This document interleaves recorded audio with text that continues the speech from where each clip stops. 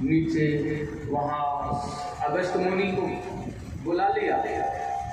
आपको बताइए कि क्यों बुलाया, कैसे, अभी बताया था पंडित जी ने कि जो भगवान शिव जी ने जो पार्वती कहने से बुलाया। उसकी बात सुदर्शन चक्र भी है। भगवान ने आदेश कर दिया है एक भी बूंद ब्रज मंडल में नहीं गिरना चाहिए, अहंकार का प्रतीक मेरे ब्रज पर नहीं होना चाहिए। अगर कोई प्यार से अगर कुछ पाना चाहे तो कोई बात नहीं, लेकिन अहंकार जमा करके कोई दबाव बनाना चाहिए ब्रजवासियों पर, वह मुझे मंजूर नहीं है। ऐसा कदापि हो नहीं सकता। और गोविंद ने सुदर्शन चक्र को लगा दिया है, पहरा दो और सुनो, सारे के सारे जल को नष्ट कर दो, जला दो। अब ऐसा ही अगस्त मुनि ने पान किया सारा जल, सुदर्शन भगवान ने सबको जला करके तेज अग्नि से नष्ट कर दिया। 7 दिन जब ये प्रणतकालीन मेघ लौट करके चले गए और गिरिराज जी को रख दिया भगवान ने, जब वर्षा बंद हो गई, वर्षा बंद हो गई तो सारे ब्रजवासी बड़ी प्रसन्न थे, बड़ा आनंद। लेकिन मैया यशोदा ने अपने लाला से कहा कि अरे कन्हैया इतना बड़ा ये तेने पर्वत कैसे उठाया। मैया यशोदा भगवान देख रहे हैं गजू मन में आके मैं चल रहा हूँ। अब चल कर हमारा छोटो सा लाला इतने भारी पर्वत को उठा कैसे सके, ये है कौन। और मैया के दिमाग में बात जब लगने लगी कि यह है क्या, कौन है ये इतना बल। भगवान ने मैया को बड़े प्यार से कहना प्रारंभ किया। देखो मैया का जो भाव बदला है ना पुत्र स्नेह से कि यह कोई साधारण बालक नहीं है। भगवान कह रहा नहीं, मैं यशोदा रानी यशोदा मैया तेरा वो साधारण पुत्र हूँ, तेरे मन में तो ऐसा भाव आना ही नहीं चाहिए। ये तो भगवान ने तुरंत कह दिया है। कैसे उठाया बताया तुझे, तुझे पता ही नहीं कैसे उठाया। मैया ने कहा मुझे क्या पता कैसे उठाया, तो सुन कैसे उठाया इतना भारी भारी। भगवान ने बड़ा सुंदर, कछु माखन को बल मिलो, कछु तो मैया हम अपना माखन खाने को बल मिल गया। कछु माखन को बल मिलो और कछु गोपन करी सहाय, श्री राधे जी की कृपा से मैंने गिरवर लियो उठा। कितने मैया की नजर है, भगवान पर नहीं थी नजर। मैं यही तो देख रहा था, इतना सुंदर प्यारा प्रसंग मैया का, कृष्ण का, गोपाल का, लेकिन ध्यान कहां था तुम्हारा बिल्कुल जस्ट ध्यान पीली साड़ी वाली काल लेके आई। क्या यही तो मैं देख रहा था। मैया यशोदा ने बड़ा प्यारा कहा है। भगवान ने कह दिया कछु माखन को बल मिलो कछु गोपन करी सहाय, और श्री राधे जी की कृपा से मैंने गिरवर लियो। कछु तो मैया माखन की शक्ति एक साथ में आ गया, और कछु मैया अब गोपों ने आशीष दे दिया, वाह बेटे कन्हैया, वाह बेटे कन्हैया, वाह बेटे कन्हैया। अब अपनों का बल एक संग अर्जित हुआ और कुछ मेरी लाडली की कृपा हो गई मेरे ऊपर, सो मैंने इतना भारी पर्वत उठा लिया। अब मैया के मन में जो भावना थी ना, ऐसा अब वो बदल गया तुरंत। अब कहने लगी मैया हाँ तभी तो हम कहें कि इतनी ताकत कहां से आ गई, अब ऐसे तो कोई उठा दे। भगवान राम जी से लक्ष्मण जी कह रहे हैं कि ये धनुष को मैं उठा दूं, कृपा तुम्हारी हो जाए तो। अब मैया ने कहा ऐसे तो जब फौरन को बल मिल जाए तो कोई भी कछु कर दे। अब तभी तो समझ में आया कि हमारे छोटे से लाला ने इतना भारी पर्वत कैसे उठाया। अब समझ में बात आई। इसलिए जो भावनाएं पुत्र के प्रति बनी हुई थी आश्चर्य में उतना वो खत्म, मैया का लाला ही रह गया। अब भगवत कृपा नहीं है, नंदराज जी को भगवत कृपा प्राप्त हुई है भगवान की। और देखिए ब्रजवासियों को भी भगवान ने दौलत धाम दिखाया, इसलिए सर्वस्व प्राप्त हुआ। उन्हें भी ऐसा लगा कि आश्चर्य में, लेकिन यशोदा रानी को, यशोदा मैया को कभी ये लगा ही नहीं ये कोई निराला अद्भुत ये आश्चर्यजनक वाला है, ये कोई अवतार है, ऐसा नहीं लगा। और ना ही भगवान ने उसे लगने दिया, क्योंकि मैया के लिए तो माँ तो माँ होती है और माँ के लिए तो पुत्र हमेशा पुत्र ही होता है। इसलिए यशोदा मैया का दुलारा गोपाल लाला ही रहा उसका हमेशा। और देखिए यहाँ ब्रजवासी प्रसन्न है, सारे ब्रजवासी अपना अपना लौट करके आ गए ब्रजमंडल में। और देखिए इंद्र देवता ने बड़ा क्रोध किया, बताओ ये, लेकिन नारद जी ने जाकर के उन्हें बताया, हकीकत को जब समझा तो ये हिम्मत नहीं जुटा पा रहे कैसे आए, लेकिन आना तो है, क्योंकि अगर गलती हो जाए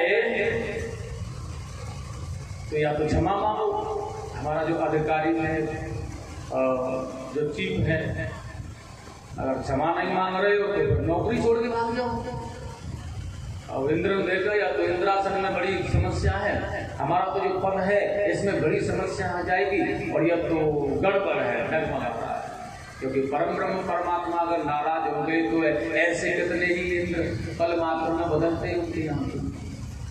इसलिए हाँ, अब जाए कैसे, इसलिए माता कामधेनु को साथ में लेकर के, क्योंकि भगवान गायों की सेवा कर रहे हैं, गौ रूप है, इसलिए कामधेनु मैया को साथ में लेकर के इंद्र पहुंचे। और देखिए माता कामधेनु के साथ में इंद्र ने स्तुति की भगवान की, बड़ी प्यारी स्तुति की है, बड़ा सुंदर लिखा है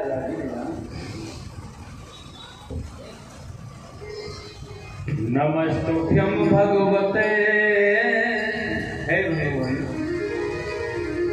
आप तो करुणा वत्सल है, दीन वत्सल, इसलिए आपको मैं कोटि कोटि आप जोड़ करके भगवान की बहुत सुंदर स्तुति। नमस्तुभ्यं भगवते पुरुषाय महात्मने, श्री कृष्ण गोविंद हरे मुरारे, श्री कृष्ण गोविंद हरे मुरारे, श्री कृष्ण गोविंद हरे मुरारे, श्री कृष्ण गोविंद हरे मुरारे। वासुदेवाय कृष्णाय, वासुदेवाय कृष्णाय सात्वतापतये नमः, श्री कृष्ण गोविंद हरे मुरारे, श्री कृष्ण गोविंद हरे मुरारे, श्री कृष्ण गोविंद हरे मुरारे, श्री कृष्ण गोविंद हरे मुरारे। गोविंद जय जय, गोपाल जय जय, राधा रमण हरि गोविंद जय जय, राधा रमण हरि गोविंद जय जय, राधा रमण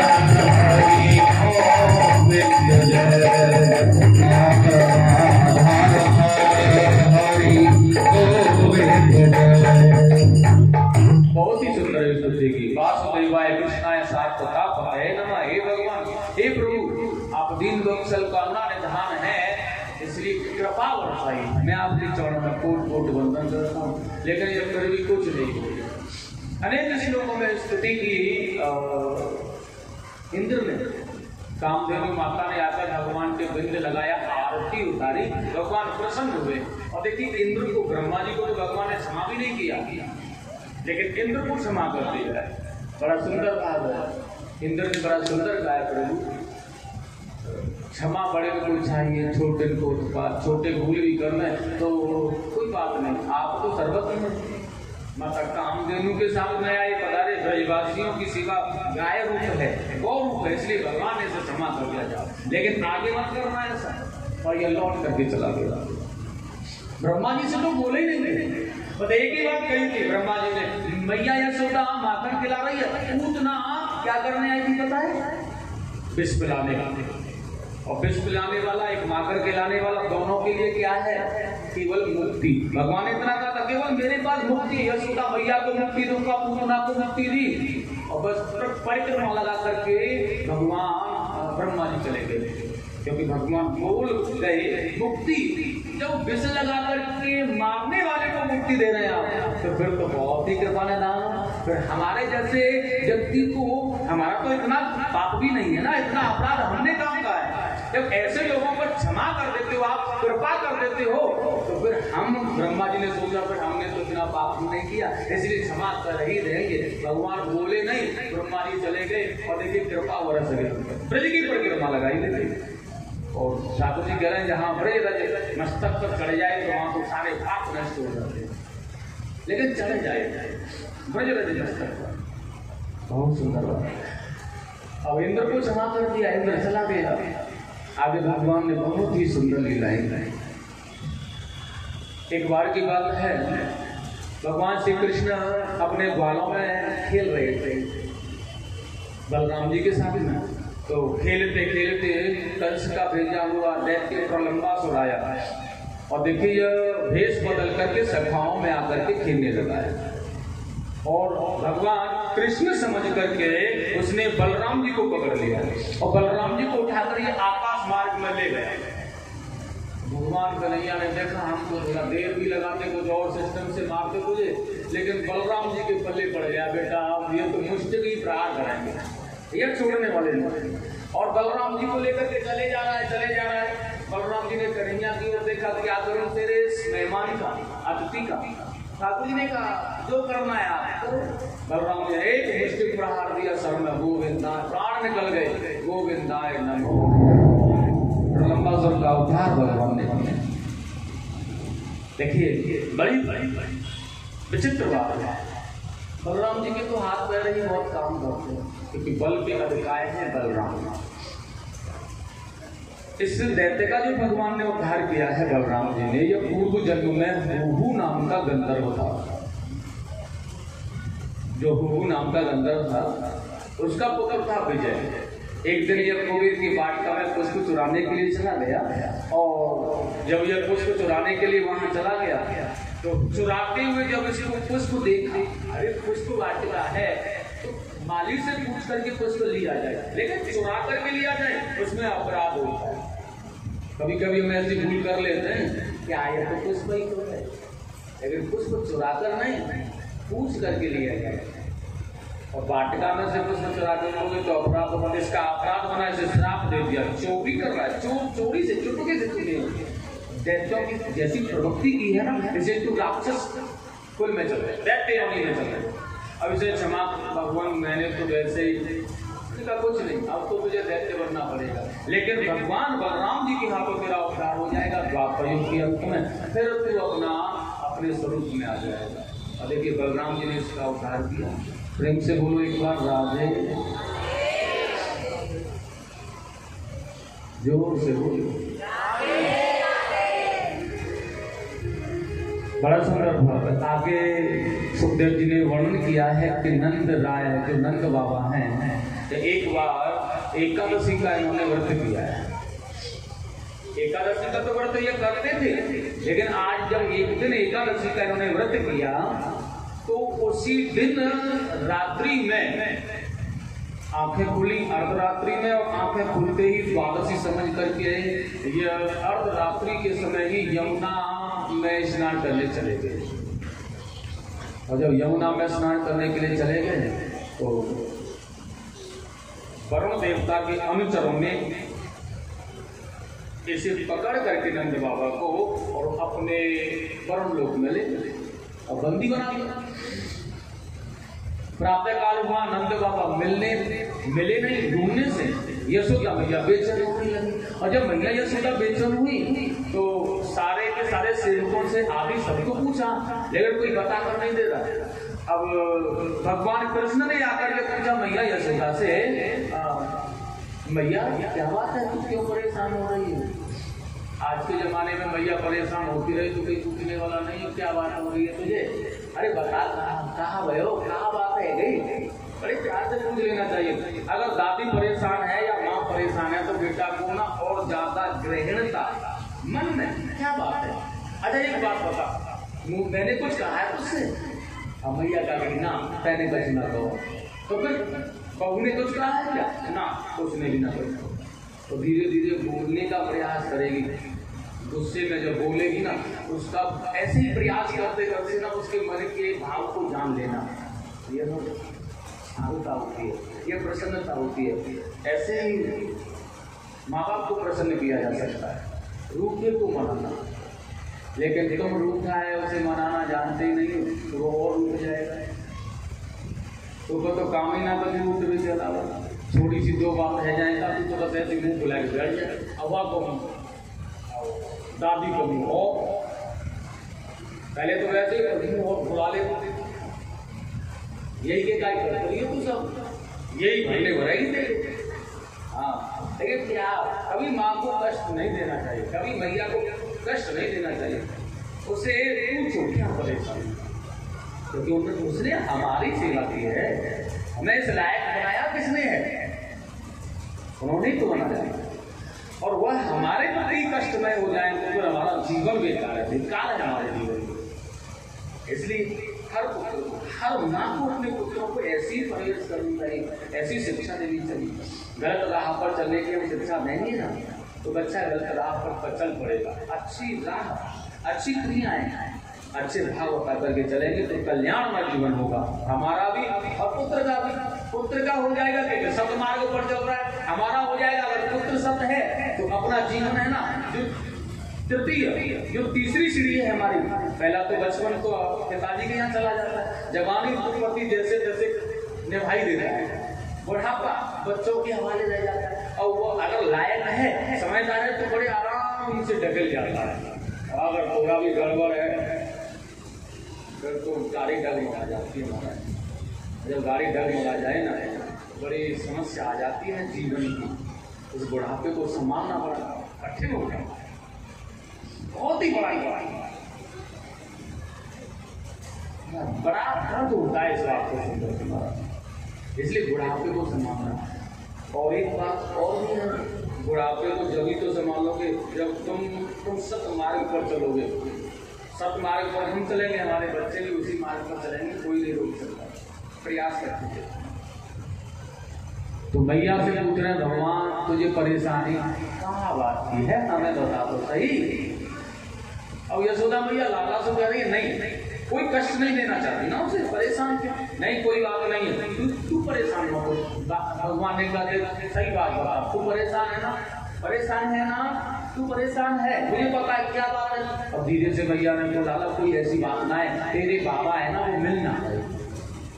और देखिए नंद राजी नहीं मिल रहे, यशोदा मैया के लिए तो बहुत बड़ी बात है। भगवान कह रहे हैं बाबा मिल नहीं रहे, हाँ तो ये छोटी बात है और तू हमें बताना ही नहीं है। ठीक है चिंता मत करना, घबराना मत, बाबा को हम लेके ही आएंगे जहां भी होंगे।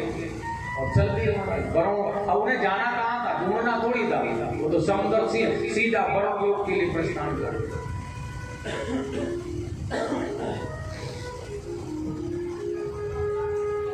और वरुण देवता के वरुण लोक में जब ये पधारे, वरुण देव ने देखा भगवान को आकर के हाथ जोड़ करके बेचारा खड़ा हो गया। हाथ जोड़ करके प्रभु आपने आने का कष्ट क्यों किया यहाँ? आप क्यों आए?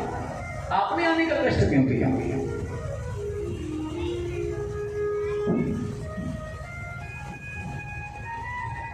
मैं ही आ जाता, आप आदेश करते बताते ही बोला, और आप आदेश करते बताते ना तो हम ही आ जाते। भगवान ने कहा नहीं, हमारा कार्य फैसले है। भगवान क्या कार्य आपका बताओ? हमारा कार्य यह है, हमें आप बताओ हमारे बाबा आए हैं क्या? है क्या? हाँ है भगवान। लाए क्यों थे? क्योंकि आपके बाबा है ना वो अर्धरात्रि में यमुना में स्नान करने आ गए थे और हमारे जो अनुचर है ना उनको पता नहीं था, इसलिए तुम्हारे बाबा को पकड़ करके ले आए।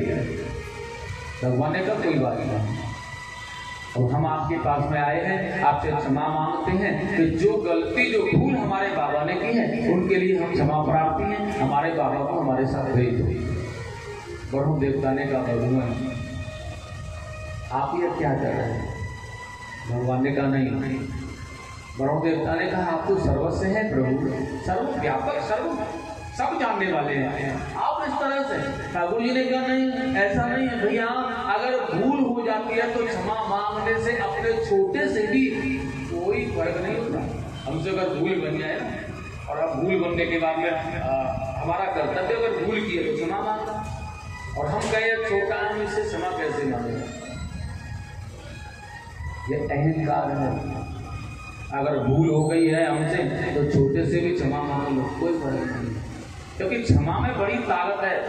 अगर क्षमा मांग ली जाए साथ ही साथ तो उसके अंदर का दर्द समाप्त हो जाएगा और तुम्हें कोई परेशानी आने वाली नहीं है। क्षमा नहीं मिली तो जीवन भर वो परेशानी होती रहेगी, जो वो पाप है ना वो जीवन भर तुम्हें सताता रहेगा, परेशानी ही परेशानी खड़ी रहेगी। इसलिए क्षमा जरूरी है। ठीक है, हमसे गलती हो गई है, क्षमा कर दे, कोई बात नहीं, क्षमा प्रार्थी बन करके रहोगे, क्षमा प्रार्थी बन करके रहोगे, जीवन समझ जाएगा। भगवान वरुण देवता ने अपने सिंहासनों पर बिठा करके पूजन किया प्रभु जी का और स्तुति गाई, बहुत सुंदर स्तुति की। और उसके बाद में बाबा को लेकर के लौट करके आ गए, सबसे मिले, बड़े प्रसन्न चित्त हुए, बहुत ही आनंद हुआ। अब देखिएगा नंद बाबा ने आकर के बताया यह हाल कि वो नंद बाबा वहां वरुण लोक में गए थे और हमारे लाला की जो पूजा तो लोक में वो देवता भी करते हैं। बताओ, ये कोई साधारण बालक नहीं, भगवत कृपा नंद बाबा के मन में ना भगवान की प्रति भागवत कृपा प्राप्त हुई, और जब भगवत कृपा प्राप्त हुई तो ग्वाल वालों को गोपों को भी बताया। और देखिए जब ग्वाल वाल गोपों को बताया ना तो ग्वाल वालों ने कहा लाला तू भगवान है तो अपना वो वैकुंठ फिर वो गोलोक धाम कैसा दिखाते हैं, कैसा है। अब तुम्हारा भगवान ने कहा ठीक है दिखा दे। अब तो सबको ले जाकर के भगवान ने वैकुंठ दिखाया, डुबकी लगाई यमुना में, सबको वैकुंठ में पहुंचा दिया। अब वैकुंठ में बड़े सुंदर सुंदर द्वार पाल कन्हैया के जैसे बड़े सुंदर सुंदर द्वार पाल और पार्षद करे हैं, और बड़ा सुंदर। अब वहाँ राधे राधे राम राम सब कहे, लेकिन कोई सुने ही ना उनकी बात, कोई भी नहीं सुने, कोई भी नहीं देखे। बस घूम फिर करके आ गए भैया, लौट करके आए ब्रजवासी, देखा क्या वो वैकुंठ वो गोलोक धाम, हाँ देखा भैया तेरा बड़ा प्यारा सा था, बड़ा अच्छा था, सारे के सारे लोग एक जैसे ही थे, सबके सब एक जैसे थे। लेकिन एक बात की कमी थी महामारी, क्या? अरे वहां तो कोई राम राम भी नहीं लेता, हम सबसे हाथ जोड़ करके राम राम करते थे, लेकिन कोई राम राम ही नहीं लेता था, बहुत ऐसे ही खड़े रहते थे। भगवान ने कहा कभी तो तरसते हैं यहाँ आने के लिए, क्योंकि यहाँ ये ब्रज मंडल ये मृत्यु भूमि मातृभूमि जो है हमारी, ये भूमि लोक है ना, जब पावन है, जिसके लिए देवता भी तरसते, या हृदय से मिलते भी हैं और हृदय से मिलाते भी हैं। यह पावन और पवित्र धाम है, जिस धाम में गोविंद की प्यारी कथाएं होती हैं, जिस धाम में आनंद की प्राप्ति, आनंद कर आनंद सागर प्रकट होता है, जिसे आनंद में कहा जाता है। बड़ी सुंदर सुंदर भावनाएं, हृदय से मिलना, जानना, पहचानना, भगवान की कथाएं सुनना, यज्ञ करना, कराना, अनुष्ठान करना, ये सारे विधान यही तो होते हैं, और कौन, इसलिए पावन है। प्रेम से बोलेंगे वृंदावन बिहारी लाल की, आनंद कंद भगवान की जय हो। उसके बाद सुखदेव स्वामी परीक्षित जी के मन को जानने बगैर भी ऐसी सुंदर आनंदमयी कथा में प्रवेश कर रहे हैं। आइएगा, महाराज भगवान का मन आया है महाराज के लिए। एक दिन की बात है, गोविंद यमुना के तट पर आए, अर्ध रात्रि का वेला, ब्रह्मा जी से 6 महीने की रात्रि मांगी भगवान ने, और ब्रजवासियों को उपस्थित करने के लिए यमुना तट पर भगवान ने बड़ा प्यारा ही बहुत सुंदर उपवन का निर्माण किया। देवता लोगों ने बहुत सौंदर्यमय, आनंदमय, बहुत ही सुंदर सुंदर बहुत उपवन, बड़े सुंदर, जिस उपवन की का गुणगान किया जाए, जिसकी सौंदर्यता का निखार किया जाए, तो शायद है सरस्वती, हजारों सरस्वती भी उसका बखान करते करते थक जाएं, हजारों कामदेव भी उसे लजा जाएं। ऐसा सौंदर्य में पावन है वो उपवन महाराज स्थल। आइए गोविंद यहाँ क्या करना चाहते हैं। भगवान ने आज बड़ा सुंदर भाव है, मन किया उनका तो वेणु वादन करना प्रारंभ किया। वेणु को बजाया, मुरली करके मुरली को बजाना प्रारंभ किया, और जब मुरली को बजाना प्रारंभ किया तो देखिए जैसे मुरली बजाना भगवान ने प्रारंभ किया और मुरली की ध्वनि गोपियों के कानों में गूंजी। अब तो सारी की सारी गोपियां भगवान के पास आए।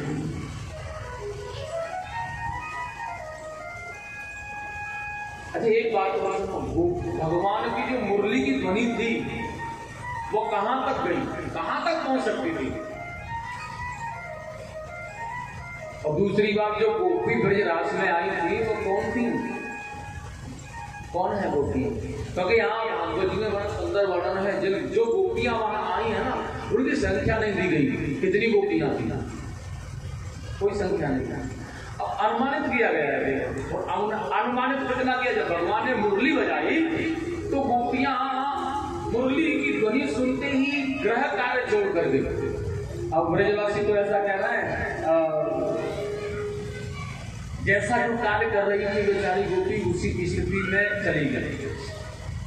भगवान ने गोपियों को वहां जब कार्तिक पूर्णिमा का व्रत रख रही थी तो वहां बताया था कि मैं तुम्हें बुलाऊंगा तो आना। अब गोपियां श्रृंगार में थी कि आज वही रात्रि है, तो आज अवश्य ही हमारा कान्हा हमें बुलाएगा, इसलिए तैयार है। अब कोई तो एक पैर में पायल बांध रही थी, दूसरे में बांधने वाली थी, लेकिन भगवान के प्रति ऐसी भावना बनी कि दौड़ी चली, छोड़ दिया। एक ही है, किसी एक आंख में कोई काजल लगा रही थी, दूसरी में नहीं लगा। अब कोई एक कान में कुंडल पहना, दूसरी में नहीं, भाग गई। ऐसा बड़ा सुंदर श्लोक दिया गया जिन्हें तत्व परम वस्त्र भरणा, तन पर पहने हुए जो वस्त्र हैं कैसे काशितम कृष्णांतम यदु वह बेढंगे हैं। उन वस्त्रों का कोई भी ख्याल नहीं है गोपियों को, वस्त्रों का कोई श्रृंगार का कोई ख्याल नहीं, वस्त्रों का कोई ख्याल नहीं, क्या पहना है, कैसा पहना है, कैसा पहना है, सर्वस्व कोई भी ख्याल नहीं। और चलिए ब्रजवासियों ने कहा है लहंगा भाव शीश पर उड़ी चुंदरी पाम, रोके से रुकती नहीं छोड़ चली घर, भागी चली जा रही है, भागी चली। ऐसा एक बात और है, अगर वहाँ ये बात वस्त्रों की जाए ना तो हकीकत है, क्योंकि वस्त्रों की आवरण का ख्याल ही रहा होता तो भगवान मिले ही नहीं होते। क्योंकि यह जो संसार का वस्त्र रूपी आवरण का, शरीर रूपी आवरण का, मोह रूपी बंधन है ना, वह तो गोपियों का भगवान ने वही यमुना तट पर निकाल दिया था, तभी तो वस्त्र दिए थे। जब तक गोपियां नहीं निकलती आई तब तक वस्त्र ही नहीं दिए, क्योंकि यह वस्त्र क्या है, आवरण रूपी पर्दा। इतना सुंदर पहना है हमने, इतनी सुंदर सजावट की है, इतना सुंदर भाव है, शायद भगवान ज्यादा खुश होंगे क्या? जब तक मन पवित्र नहीं है, वासनाएं कितनी भी पवित्र करके देखना, कितना भी